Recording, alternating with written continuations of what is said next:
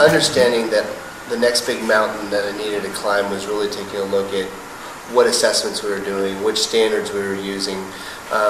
We have an array of different assessment tools, but what are we measuring, how are we measuring it, and what are we using it for? The standard questions. The conversation of content standards was a very challenging conversation to have on site because my site is really more geared towards performance standards. And now I think we have had a number of successes, and I think there's been some paradigm shifts with regards to just the use of assessments. So I think just as far as an evolution of the site is concerned, we're in a different place where I think that the teachers are looking at, okay, well, what are we doing with assessments and how are we going to use them? And so I'm not in the same place I was at the beginning. And now the place I'm at is, okay, you know, quite frankly, the door has opened, and now the opportunity exists for everyone sort of on the same page. Okay, let's start making this happen. Let's really take a look at our performance standards. And now I'm like, okay, great. You know, now we're here, and the next steps is where I'm struggling with. I don't know if that's an equity dilemma. When we went to your school, one of the things that we recognized that there's a huge concern around the kids at the cusp. Yeah. And so I'm wondering how this all relates to the kids at the cusp. I'm leading a school that is entrenched in a belief system that performance standards are the way to go. And it's not that I oppose that perspective, but it's not something that I'm entirely familiar with. So I think some of that angst is, do I have enough leadership background or content background and performance assessment background? You know, there is an equity issue. You know, as we're putting more structure and more rigor in place, there are kids that we're losing that before we didn't lose. So when I think about an APT dilemma, this is definitely authentic. It definitely feels like something you're passionate about. You were actually describing a battle you were winning. So I was questioning, well, what do you want to actually transform? Right, yeah. And you just hit it. And it's about your leadership, your confidence, your preparation, your self-assessment of your leadership in a direction that you actually want to go to. What is your framing question or questions at this point? I think what is leadership needed for me to successfully navigate between inclination to lead and my desire to, I guess, support teacher leaders to lead? Mm-hmm. Your leadership in a school in which you feel a sense of ownership and responsibility for the students that you once were. Mm-hmm. Like, you can't take that context out.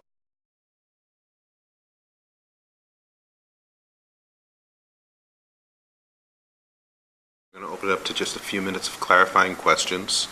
Again, these are the questions to help us understand our colleague's dilemma a little bit more. Is there a certain type of kid who's leaving? Mm-hmm. Low academically. Is there a specific body of knowledge within each content area that you would like your graduates to have when they leave your school?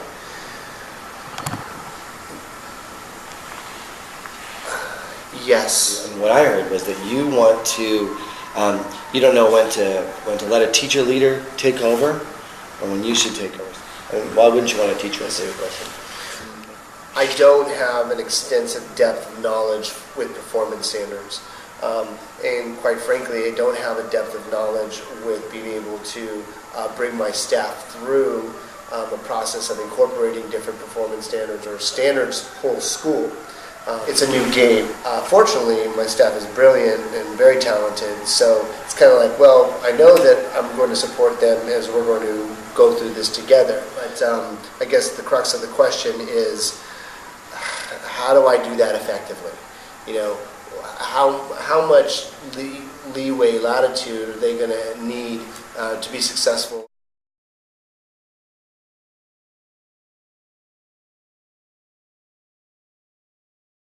And a probing question is a question we're going to ask Mark to push his thinking, to expand his thinking, to allow him to go deeper, consider different perspectives. We're going to push for discourse 2 probing questions. How do you a lot of this seems very, very personal for you. So how does your identity, you're the principal, you're male, you're Latino, you were my AP, so I know, more of your background.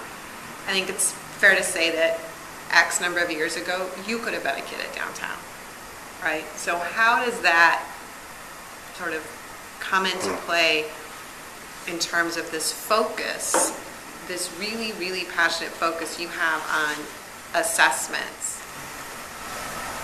What has been your experience of leading an effort for which you are not an expert? What would happen if you allowed the teachers to lead you through the process? What internal conversation would you have to have in order to come to a place of resolution here? What does resolution look like to you? Mark, what are you afraid will happen if you let go of your focus on content standards? In what ways does this work that you're trying to do add to restoration for students? In what way is it restorative?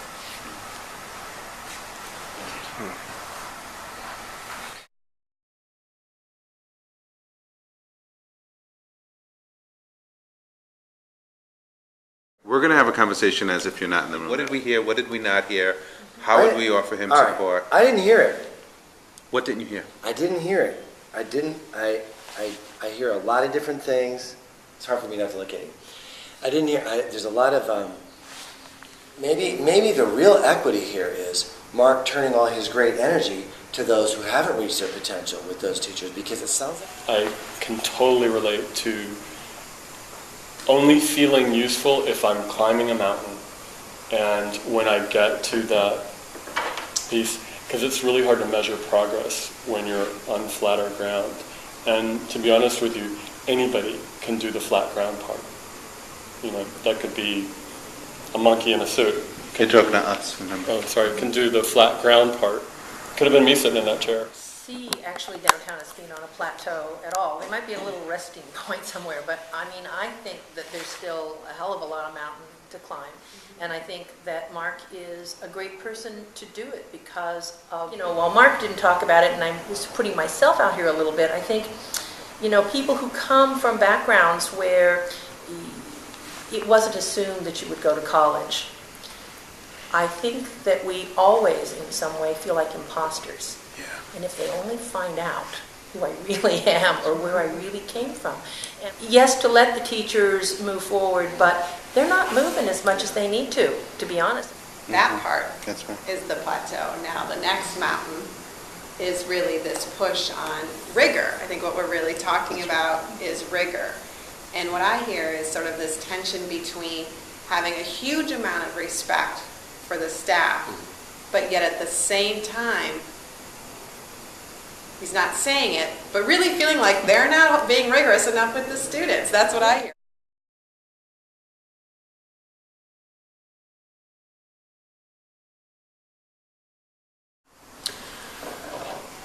Well, first of all, you guys started chopping me down by the knees by nailing the probing questions that were just spot on.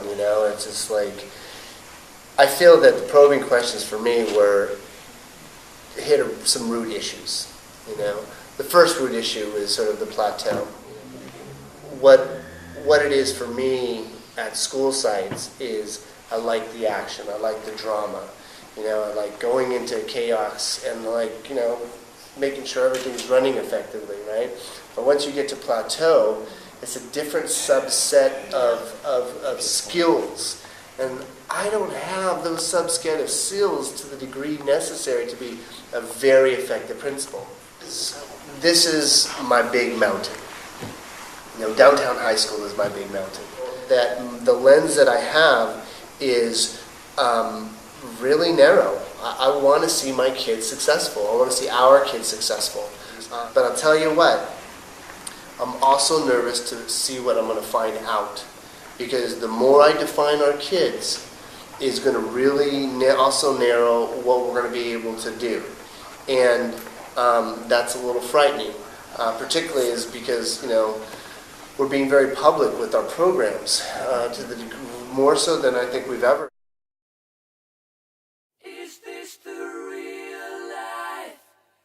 Is this just fantasy? Where you can take that next step and move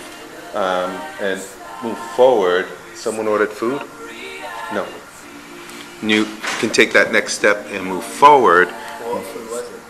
I don't know. We can check. Before we do, I want to ask: are you thinking differently about your dilemma or your question? Yeah, definitely. Would you? in the understatement. You guys like broke me down. Solution has nothing to do with your version of the problem. We got a J-ism in there.